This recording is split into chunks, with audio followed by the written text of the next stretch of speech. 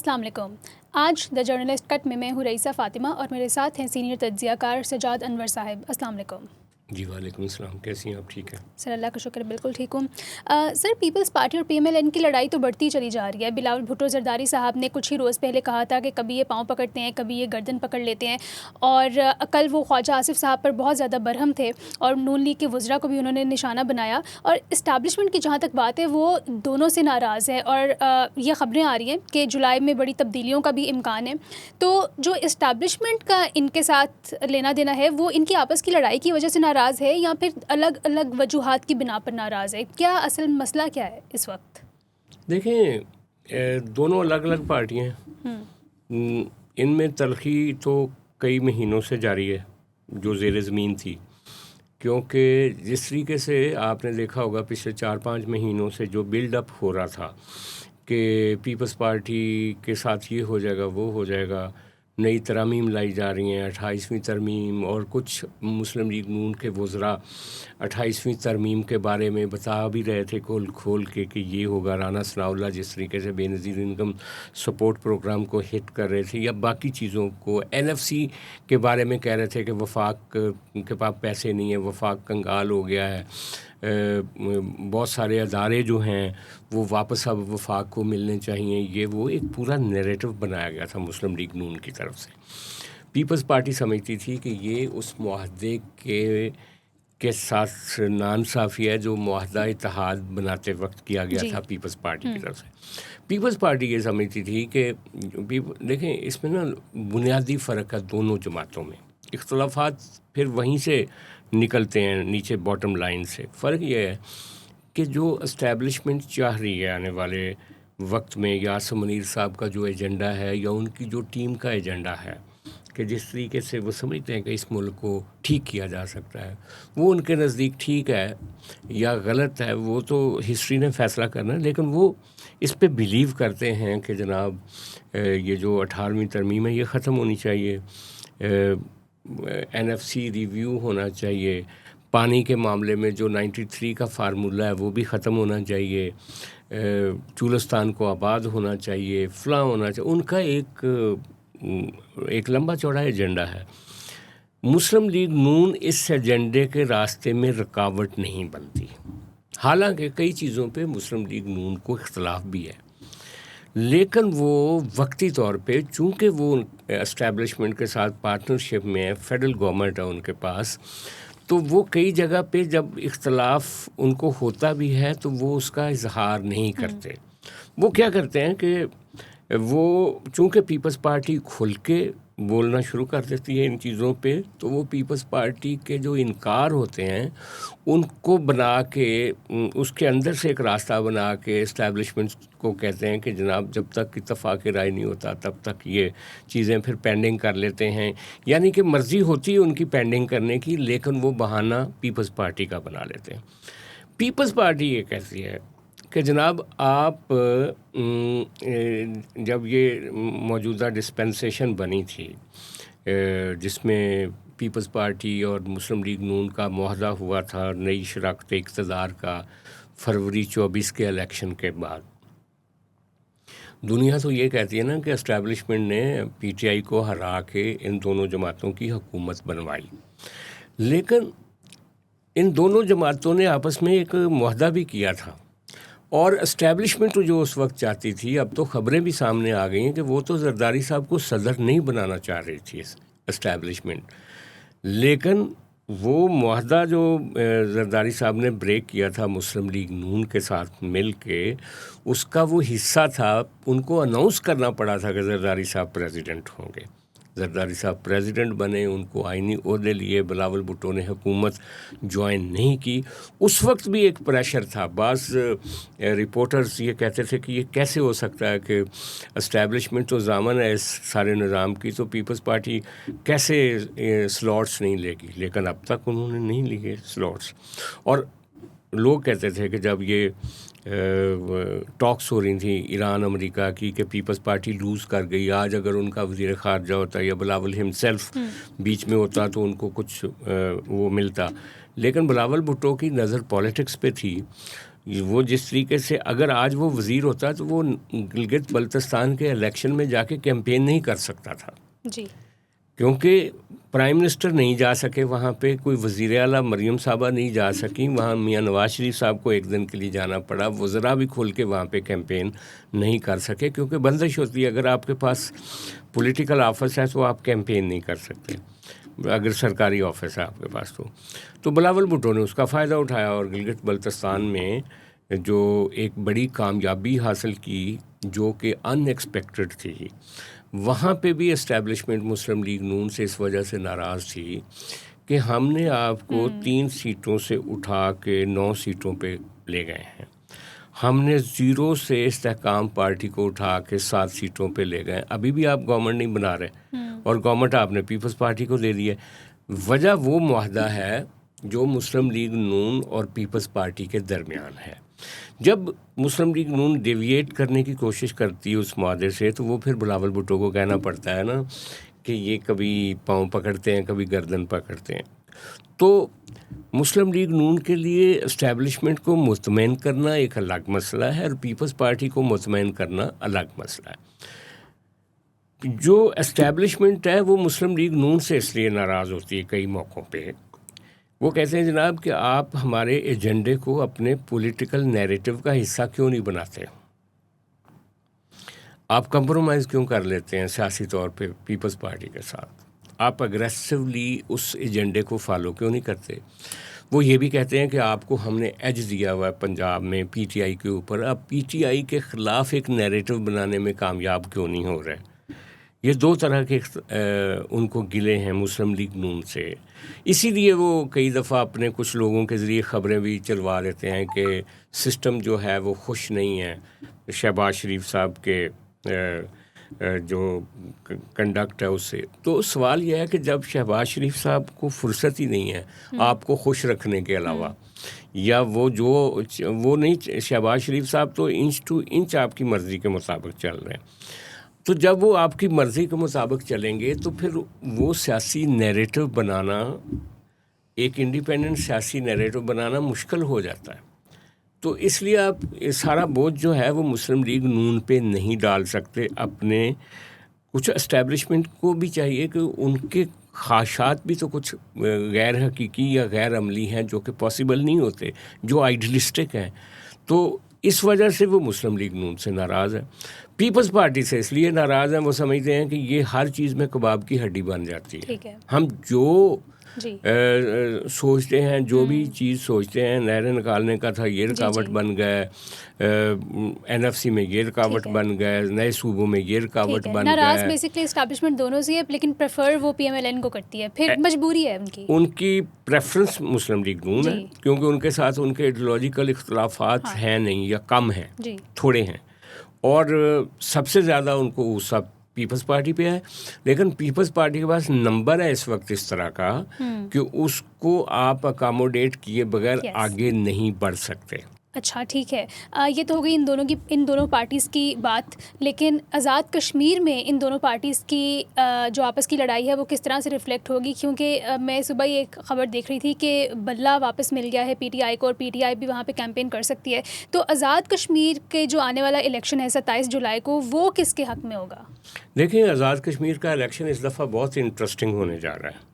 وجہ یہ ہے کہ وہاں کے ہائی کورٹ نے الاؤ کر دیا ہے پی ٹی آئی کو الیکشن لڑنے کے لیے اور ان کو بلہ دینے کے لیے, اور جو وہاں پہ جوائنٹ ایکشن کمیٹی ہے وہ ریفلیکٹ کرتی ہے پی ٹی آئی کے کیڈر کے ساتھ. وہ گفتگو بھی ان کا کافی حد تک پی ٹی آئی کے ساتھ ایک الائنس ہے, بلکہ وہ سمجھ لیں کہ پی ٹی آئی کی ہی ایک شکل ہے اس وقت جو.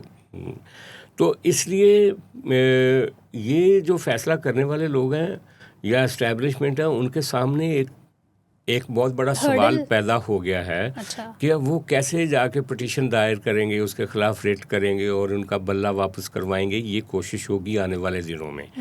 اگر ان کو بلہ مل گیا اس الیکشن میں تو یہ بات یاد رکھیں کہ پنجاب میں جو سیٹیں ہیں خاص طور پہ ان کی مہاجروں کی, وہاں پہ اگر فیئر اینڈ فری الیکشن ہوا تو 70% سیٹیں پی ٹی آئی جیت سکتی ہے پنجاب میں، یہ بات بالکل واضح ہے اگر آپ نے میرٹ پہ الیکشن کروایا تو. اور اسی طرح اگر کشمیر میں آپ نے میرٹ پہ الیکشن کروا دیا تو پی ٹی آئی کے کینڈیڈیٹس کو فائدہ ہو سکتا ہے، وہ ایک بڑے گروپ کے طور پہ امرج ہو سکتے ہیں. ٹھیک ہے. ایک تو اب تک کی جو صورتحال ہے، کل بندہ واپس ہو جاتا ہے تو مجھے پتہ نہیں، اور پنجاب میں مہاجروں کی سیٹوں پہ فیئر الیکشن ہوتا ہے یا رگڈ الیکشن ہوتا ہے، یہ تو آنے والے دنوں میں پتہ چلے گا. تیسری چیز یہ ہے کہ مسلم لیگ نون اور پیپلز پارٹی کی لیڈرشپ وہاں پہ لڑ رہی ہے ایک دوسرے کے ساتھ. مسلم لیگ نون کہتی ہے کہ جناب یہ جو آپ نے جوائنٹ ایکشن کمیٹی کے خلاف فیصلے لیے، ان کو کالعدم قرار دیا، فلاں کیا، یہ پیپلز پارٹی کی گورنمنٹ ہے اس وقت، پیپلز پارٹی کے وزیر اعظم ہیں، انہوں نے کیا ہوا ہے سارا کچھ. پیپلز پارٹی یہ کہہ رہی ہے کہ جناب آپ کی وفاقی حکومت ہے، وفاقی حکومت کا زیادہ انفلوئنس ہوتا ہے کشمیر کے اوپر، اور یہ سارے فیصلے وفاقی حکومت نے کروائے ہوئے ہیں. تو دونوں کشمیری عوام کے سامنے ایک دوسرے کا چہرہ پیش کر رہے ہیں کہ نہیں اس نے آپ کے ساتھ زیادتی کی، وہ کہتے ہیں نہیں اس نے آپ کے ساتھ زیادتی کی. لیکن زیادتی یہ کہہ رہے ہیں کہ دونوں کہہ رہے ہیں کہ زیادتی ہوئی ہے آپ کے ساتھ، لیکن مجرم آپ کا نون لیگ کہتی ہے کہ پیپلز پارٹی آپ کی مجرم ہے، اور پیپلز پارٹی کہتی ہے کہ آپ کی مجرم جو ہے وہ نون لیگ ہے. ٹھیک ہے. اب لوگ کس پہ بلیو کریں گے، کس پہ نہیں کریں گے؟ ادھر کشمیر سے جو خبریں آ رہی ہیں وہ یہ ہیں کہ جو لوگوں کا رد عمل دیکھتے ہیں نا سیاستدان، تو جو جیتنے والے سیاستدان ہیں یا جو وہاں پہ اپنی کانسٹیچوئنسی کی پالیٹکس کرتے ہیں، وہ اپنی پارٹیوں کو کہہ رہے ہیں کہ ہمیں موقع دیں کہ ہم آزاد الیکشن لڑیں، کیونکہ پارٹیوں کا بوجھ بن جائے گا ان کے اوپر. یہ اب تک کی صورتحال ہے. ٹھیک ہے. اور نون لیگ اور پیپلز پارٹی دونوں کے لیے یہ مشکل ہے الیکشن آنے والے دنوں میں. لیکن اب یہ ہے کہ جب الیکشن کیمپین شروع ہوگی تو کیا اس وقت صورتحال کیا بنے گی، یہ ایک دوسرا سوال ہے. ٹھیک ہے. بلاول بھٹو نے جو قومی اسمبلی میں خواجہ آصف کو للکارا کل، کشمیر کے اسی پوائنٹ کو انہوں نے ٹریگر کرنے کی کوشش کی کہ آپ نے کیوں کہا کہ راولہ کوٹ کے لوگ کشمیری نہیں ہیں. تو وہ کشمیری جو راولہ کوٹ کے کشمیری ہیں ان کو وین اوور کرنے کی ایک کوشش تھی ان کی اپنے انداز میں.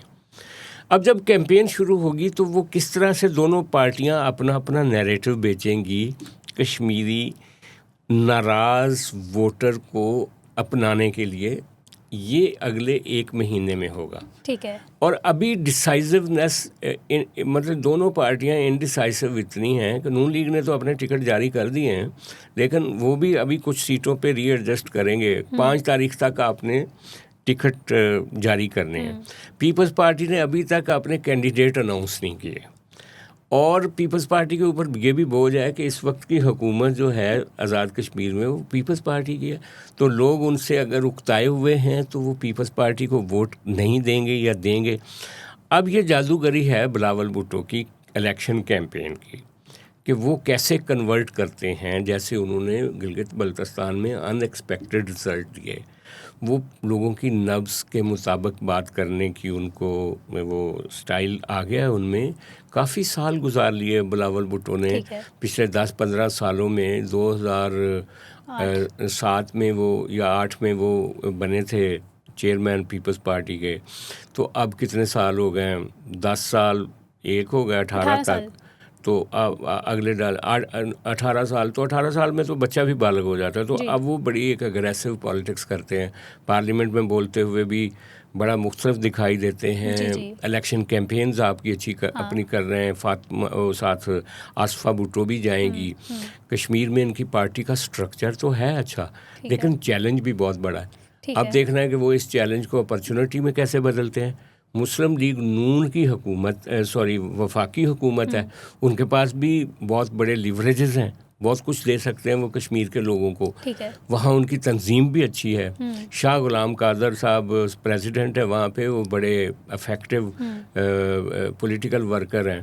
تو دیکھنا. اور پھر یہ جو پی ٹی آئی کا فیکٹر ہے اگر وہ بیچ میں آتا ہے, اور یہ بھی خبریں ہیں کہ استحکام پاکستان پارٹی بھی وہاں پہ اپنے کینڈیڈیٹ تلاش کر رہی ہے, اور کہا یہ جا رہا ہے کہ وہ بھی گلگت بلتستان کی طرح ایک ایکس فیکٹر کے طور پہ کشمیر میں بھی دکھائی دے گی. ٹھیک ہے. اچھا, یہ تو ہوگی دو میجر پارٹیز کی بات, لیکن مولانا فضل الرحمان صاحب کا جو فیکٹر ہے اس کو ہم اگنور نہیں کر سکتے. ویسے تو آج کل ان کی جو سیاست ہے وہ پس منظر میں نظر آ رہی ہے, لیکن آنے والے دنوں کی پالیٹکس کیونکہ بہت ہی زیادہ انٹرسٹنگ ہونے والی ہے, بہت ہی زیادہ اس میں میجر چینجز ہوں گے, تو مولانا فضل الرحمان اپنی اسپیس کیسے پیدا کریں گے اور کون سی سائڈ اختیار کریں گے, وہ کہاں پہ آپ کو نظر آ رہے ہیں؟ دیکھیں, مولانا فضل الرحمان جو ہے نا, انہوں نے پی ڈی ایم 1 میں تو وہ حکومت کا حصہ تھے, ان کے صاحبزادے اور ان کے ایک بھائی وزیر بھی تھے, لیکن اب انہوں نے یہ جب الیکشن ہوا فروری 2024 کا, تو اس کے بعد انہوں نے اپنے رستے الگ کر لیے پی ڈی ایمس گورنمنٹ سے, اور انہوں نے کہا جی کہ الیکشن ریگڈ ہے اور یہ وہ, اور پی ٹی آئی کے ساتھ ایک طرح سے سیمی سپورٹ لیکن انہوں نے اپنی ایک آزاد پوزیشن بھی درمیان میں رکھی ہوئی ہے. اس وقت وہ جب P T I Peoples Party اور نون لیگ کی لڑائی ہوتی ہے, تب ان کی ایک گنجائش پیدا ہونی شروع ہوتی ہے. آپ نے دیکھا نہیں پچھلے دنوں جب 18ویں ترمیم کے خاتمے کی باتیں ہو رہی تھیں, تو انہوں نے کہا کہ پیپلز پارٹی عہدے چھوڑ کے آ جائے ہمارے ساتھ اور ہم مل کے 18ویں ترمیم کو پروٹیکٹ کرتے ہیں. وہ اسٹیبلشمنٹ کو بھی کئی جگہ پہ چتاونی دے رہے ہوتے ہیں, چیلنج کر رہے ہوتے ہیں جب اپنے جلسوں میں. وہ ان کو یہ بھی پتہ ہے کہ پی ٹی آئی کی وجہ سے ان کا صوبہ ان کے ہاتھ سے نکل چکا ہے, کے پی والا, تو ان کے لیے بھی چیلنجز کافی ہیں, لیکن وہ بڑے شریوڈ پولیٹیشین ہیں. وہ ایک اپنا رستہ دیکھتے رہتے ہیں کہ کہاں جا کے انہوں نے چوٹ لگانی ہے. بلاول بھٹو اور وزیر اعظم شہباز شریف دونوں کے ان کے ساتھ بڑے قریبی اچھے تعلقات ہیں. زرداری صاحب کے بھی وہ دوست ہیں, اور آپ کو یاد ہوگا کہ جو یہ ترمیم تھی 27ویں ترمیم, وہ فضل الرحمان صاحب نے اور بلاول بھٹو نے مل کے اس کو بڑا ڈائلیوٹ کیا تھا. تو وہ ایک پولیٹیکل بینگ ہیں بڑے, وہ اپنا کوئی نہ کوئی رول بیچ میں سے تلاش کرتے رہیں گے, ہوا کا رخ دیکھتے ہوئے جہاں ان کو لگے گا کہ ان کی اسپیس ہے. ٹھیک ہے. اچھا, ایک اور امپورٹنٹ بات یہ کہ ایم کیو ایم کا جو مسئلہ ہے بلاول بھٹو زرداری صاحب کے ساتھ, بلاول بھٹو زرداری ہر فرنٹ پہ آج کل لڑتے ہوئے نظر آ رہے ہیں. تو ان کو صرف یہ کشمیر, گلگت اور فیڈرل گورنمنٹ میں یہ مسائل درپیش نہیں ہے, بلکہ کراچی میں اپنے ہوم ٹاؤن میں بھی درپیش ہیں. تو کل انہوں نے جیسے کہا کہ ایم کیو ایم قانون سازی میں رکاوٹ ہے. آج مصطفیٰ کمال جو کہ ایم کیو ایم کو ریپرزینٹ کرتے ہیں, انہوں نے کہا کہ پیپلز پارٹی کی وجہ سے قانون سازی نہیں ہو پا رہی, جو کہ بلدیاتی الیکشن سے ریلیٹڈ ہے. تو یہ سسٹم کب تک پیپلز پارٹی کو برداشت کرتا رہے گا؟ انہوں نے سسٹم کو بھی کہہ دیا کہ آپ نہ کریں ان کو برداشت. تو پھر وہ آپ کو کیا بنتی ہوئی صورتحال نظر آ رہی ہے؟ ساتھ ہی انہوں نے یہ بھی کہا کہ چونکہ پیپلز پارٹی کے پاس نمبر ہیں اور نمبروں کی وجہ سے وہ رکاوٹ ہیں, اور ان کے پاس یہ نمبر کب تک رہیں گے اور سسٹم کب تک ان کو یہ نمبر دے گا. ان کا یہ کہنا تھا کہ رگڑ دیں آپ پیپلز پارٹی کو بھی پی ٹی آئی کی طرح, اور پھر ہی صاف ہوگا. حالانکہ دیکھیں, بلاول بھٹو نے جو کل کہا تھا ان کو, انہوں نے کہا تھا کہ یار جن کے ساتھ آپ مل کے قانون سازی کرنا چاہتے ہو, انہوں نے اپنے صوبوں میں تو بلدیاتی الیکشن کروائے نہیں ہیں, اور جو قانون سازی آپ کرنا چاہتے ہو پہلے اس کے لیے وہ خود بھی ذہنی طور پہ تیار نہیں ہے. انہوں نے پنجاب میں کوئی قانون ہی نہیں بنایا ہوا, تو آپ کس ٹرک کی بتی کے پیچھے لگے ہوئے ہو؟ بات تو پریکٹیکل ہے. اگر وہ اکیلے کراچی کے اوپر قانون سازی کروانا چاہتے ہیں کہ ایک شہر کے اوپر آپ قانون سازی کر دیں, باقی ریسٹ آف دی کنٹری پہ وہ قانون لاگو نہ ہو, تو یہ تو پاسبل ہی نہیں ہے.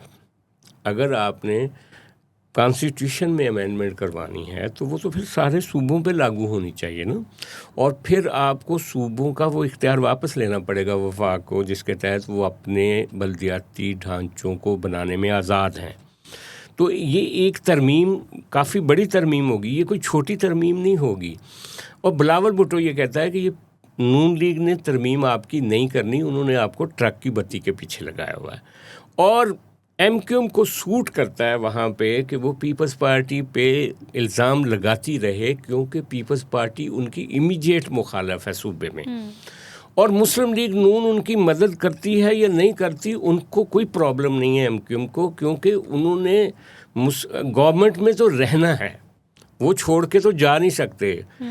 اور خود ہی کہہ رہے تھے موصوف کہ ہم 25 لوگ ہیں, ہمارے بغیر ہم اس لیے نہیں جا سکتے کہ ہمارے بغیر یہ سسٹم نہیں چلے گا. لیکن یہ سسٹم کو ہم نے کندھا تو دیا ہوا ہے, لیکن سسٹم ہماری بات نہیں سن رہا. تو بہت وہ جو بھی اینکر تھے انہوں نے کہا کہ پھر اس کا مطلب ہے کہ آپ کا کندھا استعمال تو کیا جا رہا ہے, لیکن آپ کو انہوں نے ایک طرح سے بس استعمال کرتے ہیں, آپ کو دے کچھ نہیں رہا. تو وہ کہتے ہیں جی مجبوری ہے. تو جب آپ اتنے ولنریبل ہیں خود, ہینڈ کفڈ ہیں, آپ کو ہتھ کڑی لگی ہوئی ہے, آپ بات نہیں کر سکتے, تو پھر آپ شعلہ بیانی جتنی مرضی کر لیں. شعلہ بیانی تو اردو اسپیکنگ لوگوں پہ ختم ہے نا, کہ وہ ایک چھوٹی سی بات کو اتنا بڑا ہوا بنا کے پیش کر دیتے ہیں, اور بعد میں چائے پی رہے ہوتے ہیں سکون سے. ایک آنکھ سے آنسو گزر رہا ہوتا ہے, دوسری آنکھ سے ہنس رہے ہوتے ہیں, اور پھر بعد میں خوش بھی ہو رہے ہوتے ہیں, کیونکہ ان کو وہ گفتگو کی آرٹ آتی ہے ان لوگوں کو. تو باقی لوگ تو سارے ہماری طرح پنجابی ڈھگے ہیں, سندھی سادہ لوگ ہیں, یہ مہذب لوگ ہیں, یو پی سے آئے ہوئے ہیں نا. ابھی تک یو پی والوں کو چین ہے ادھر. وہاں پہ آپ دیکھیں کتنے, وہاں پہ یوگی جو ہے یو پی میں, وہ کس طریقے سے یلغار کر رہا ہے وہاں پہ منورٹیز کو, اور کس طرح سے مسلمان اپنی آئیڈینٹی کے لیے وہاں پہ لڑ رہے ہیں یو پی میں. وہاں پہ بھی اسی طرح کے حالات ہیں جس طرح کے حالات, کیونکہ دیکھیں جو اردو اسپیکنگ لوگ ہوتے ہیں نا, یہ ہم سب لوگوں کی نسبت, جو اس وقت آپ دیکھیں نا کہ اس زمانے کا لکھنؤ, اس زمانے کا اتر پردیش, جو ساری تحریکیں اتر پردیش سے نکلی تھیں, یہ لوگ زیادہ آرٹیکولیٹ ہیں. لیکن اس وقت ان کے لیے مسئلہ ہو جاتا ہے نا جب گفتگو جو ہوتی ہے وہ عملیت پسندی سے باہر جا کے کہیں دور یعنی گفتگو جو ہے اس دائرے سے باہر نکل جاتی ہے کہ جو پریگمیٹزم ہے اس کے اندر نہیں رہتی جب گفتگو. تو یہ پرابلم ہے ایم کیو ایم کا. ٹھیک ہے. اچھا لاسٹلی میں آپ سے بات کرنا چاہتی ہوں, ویسے تو یہ ایک ایگزاسٹڈ نیوز ہے, لیکن عاصم منیر, فیلڈ مارشل عاصم منیر صاحب کے بارے میں ایک برازیلین جرنلسٹ, ان کا نام تھا پیپ ایسکوبار, انہوں نے ایک پوڈ کاسٹ میں بیٹھ کے کہا کہ جب وہ ابھی سوئٹزرلینڈ گئے ہیں اپنی ڈیلیگیشن کے ساتھ, شہباز شریف صاحب کے ساتھ, تو ان کو بہت تھریٹس تھے موساد کی طرف سے. ایک پلاٹ تیار کیا گیا تھا کہ ان کو اساسینیٹ کر دیا جائے گا, ان کے ڈیلیگیشن کو حملہ مطلب نشانہ بنایا جائے گا. لیکن کیونکہ پاکستان آرمی کو اس سارے پلاٹ کا علم ہو گیا, تو انہوں نے اسرائیل کو عمان کے تھرو پیغام پہنچایا کہ اگر ایسا ہوا تو ہم اسرائیل کو خطے سے ختم کر دیں گے. اس ساری خبر کی تردید پاکستان آرمی نے کر دی کہ یہ خبر فیک ہے اور بیس لیس ریومر ہے. تو آپ ہمیں یہ بتائیں کہ مانا ٹھیک ہے فیک خبر ہے, لیکن یہ خبر اڑانے, یہ بے پرکی اڑانے کا فائدہ کیا ہوا, کیا ہوگا, کیوں اڑائی گئی, اور مطلب بالکل ہم وہ فیکٹر اگنور تو نہیں کر سکتے کہ عاصم منیر صاحب کی جان کو خطرہ بھی ہو سکتا ہے. مجھے مطلب نہیں لگتا کہ ہم اس کو بالکل اگنور کرتے رہیں گے آنے والے عرصے میں بھی, جتنا ماشاءاللہ ان کا ہائی پروفائل ہو گیا ہے. دیکھیں یہ بات تو درست ہے کہ وہ بہت ساری قوتوں کو کھٹک رہے ہیں. بالکل. اور اگر لسٹ بنائی جائے کون کون لوگ ان سے بہت تنگ ہے اور جن کے لیے وہ بہت بڑا خطرہ بن چکے ہیں, تو وہ لسٹ کافی لمبی ہے, چھوٹی لسٹ نہیں ہے. کون کون آتا ہے اس میں؟ یعنی انہوں نے 1-1.5 سال میں, 2 سالوں میں, بلکہ 1-1.5 سال میں اپنے بہت سارے دشمن بنا لیے ہیں, باہر بھی اور ملک کے اندر بھی. بالکل.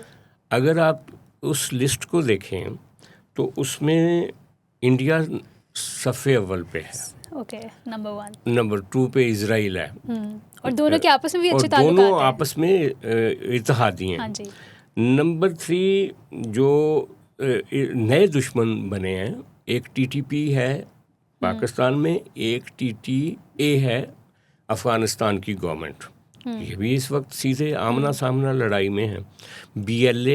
PLA پرانی ہماری ملٹری کی دشمن ہے, وہ پہلے ہی ہمارے فوجی افسران کو اور فوجی اہلکاروں کو نشانہ بنا رہے ہیں. تو اور اس کے ساتھ ساتھ اگر سیاسی طور پہ دیکھا جائے, اگرچہ عاصم منیر صاحب نے کبھی اپنے آپ کو پولیٹیکلی کنڈکٹ نہیں کیا, پولیٹیکل بیان بھی نہیں دیا انہوں نے, لیکن پی ٹی آئی یہ سمجھتی ہے کہ سارا جو عذاب ہے ان کے اوپر وہ صرف عاصم منیر صاحب کی وجہ سے ہے. تو جو جس طریقے سے عاصم منیر صاحب کے بارے میں بے پر کی یہاں اڑائی جاتی ہے, باہر اڑائی جاتی ہے, ان کی کریکٹر اسیسینیشن کی جا رہی ہے, وہ اس میں یہ پی ٹی آئی بھی شامل ہے. تو یہ بہت بڑا ایک سرکل ہے ان کے دشمنوں کا. لیکن میں سمجھتا ہوں کہ پاکستان کے آرمی چیف کا جو سیکیورٹی کا نظام ہوتا ہے نا, گو ہمارے سامنے ضیاء الحق کا واقعہ بھی ہے, لیکن جو سیکیورٹی کا نظام ہے بہت ساؤنڈ پروف ہوتا ہے. جنگ کے دنوں میں یہ موساد کیا کر سکتی تھی, جب کراس مطلب ایک دوسرے پہ میزائل مار رہے تھے, اس وقت فیلڈ مارشل صاحب 2 دفعہ سعودی عرب گئے تھے ان دی مڈ آف وار. جی اچھا, اور پھر اس کے علاوہ یہ جو ایران جاتے رہے, ان دنوں میں بھی لڑائی جاری تھی. تو وہ اگر اس یعنی کہ آربٹ کے اندر جہاں پہ آپ میزائل ایک دوسرے کو مار رہے ہو, وہاں سے وہ گزر رہے تھے, اتنی فول پروف سیکیورٹی رکھ سکتے ہیں تو رکھ سکتے ہیں. تو موساد نہیں چھو سکتی ان کو جب تک. دیکھیں, ہمارے آرمی چیف کو تب تک نقصان نہیں پہنچ سکتا جب تک کوئی مقامی ان کے ارد گرد کے لوگ جو ہیں وہ کسی کا کلپریٹ نہ بنے. ضیاء الحق کا جہاز بھی کریش نہ ہوتا اگر ان کے ارد گرد کے لوگ کہیں اس میں شامل نہ ہوتے اس میں. اسی لیے ضیاء الحق کی فیملی جو ہے وہ اسلم بیگ پہ اور باقی لوگوں پہ بعد میں بھی الزام لگاتی رہی ہے. تو میرا نہیں خیال یہ ساری یہ بات جو ہے اس کی کوئی حقیقت ہوگی. اور اگر کہیں سوچا بھی گیا ہوگا تو وہ ویسے تو ٹرمپ نے بھی کہا تھا نا, ایک بیان دیا تھا آپ کو یاد ہوگا کہ ٹرمپ نے کہا تھا کہ اگر ہم نہیں چاہیں گے تو یہ جو ایرانین ڈیلیگیشن ہے یہ جنیوا سے واپس نہیں جا سکے گا. تو اس طرح سے دوسرا بھی کوئی سوچ سکتا تھا, لیکن یہ ایک بہت بڑا طوفانی معاملہ ہے, میرا نہیں خیال. اور پاکستان کی جو مسلح افواج کی طرف سے ریبٹل دیا گیا ہے مجھے وہ ٹھیک لگا. ٹھیک ہے, اللہ ان کو صحت تندرستی کے ساتھ, فیلڈ مارشل صاحب کو صحت تندرستی کے ساتھ لمبی زندگی عطا فرمائیں. تھینک یو سو مچ سر آپ کے آج کے تجزیے کے لیے. کل ہم حاضر ہوں گے ایک نئے پروگرام کے ساتھ, تب تک کے لیے خدا حافظ and thank you so much for watching. خدا حافظ.